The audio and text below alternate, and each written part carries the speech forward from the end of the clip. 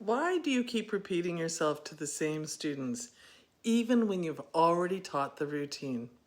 This video is about the layer most teachers skip when they teach classroom routines and why it matters more than any reminder you could give. So most teachers teach routines the right way. Walk through the steps, demonstrate the expectations, practice until it looks right. That's a really solid starting point.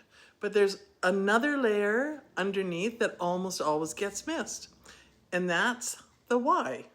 I know I like to know why in my life, and many of our students do. Not because it's respectful, that's a sentence and everyone moves on, but a lot of your students don't understand the word respect.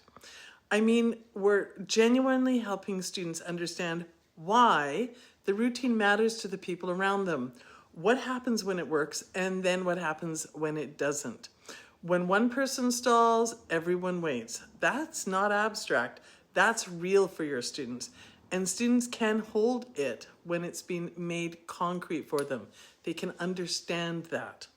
Something I began noticing in my classroom was that even my most motivated students couldn't always make that connection on their own, because we need to be taught these things in life.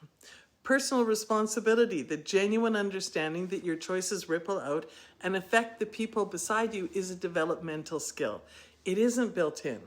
Perspectives taking is still actively developing in the elementary school years, and students aren't being difficult when they don't automatically make this connection. They simply haven't been taught it specifically enough. And I've heard the conversation, maybe their parents should teach them, but here's the reality. You want this to work in your classroom, so it's on you. Anyways, I had a boy in my class, one of the most servant-hearted students I've ever taught. He swept the floor until it was genuinely clean. He was patient, kind, completely present during lessons. He was just lovely. And he also liked to finish things at his own pace, which meant that when it was time to clean up for music, he'd be carefully arranging things while the rest of the class stood at the door. And they really wanted to go to music. So his thoroughness came from the same place as his kindness. It wasn't defiance, just his nature. What he needed most wasn't another correction, because that would be hard if he was just trying to do his best.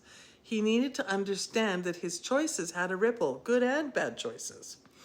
So after that, I read the class of the book, What If Everybody Did That by Ellen Javernick. It's a beautiful little picture book about community and choices.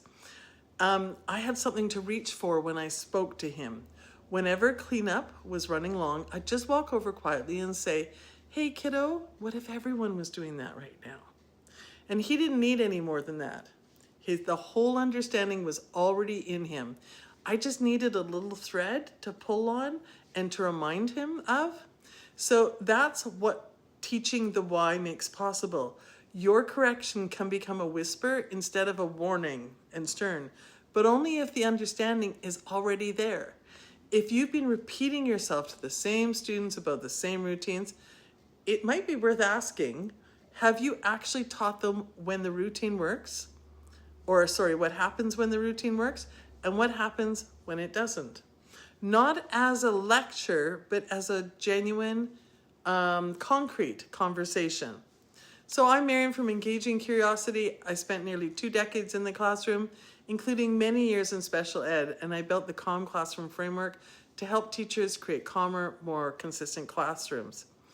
If this video landed, if this topic was helpful, the next video is linked hereabouts, and it's also in the description. In the next video, I'll share some questions to help you figure out which routines in your classroom are running on real understanding and which ones might need that conversation. All right, for now, I'm going to say goodbye and say thank you so much for joining me. It's been great spending this time with you today. Bye now.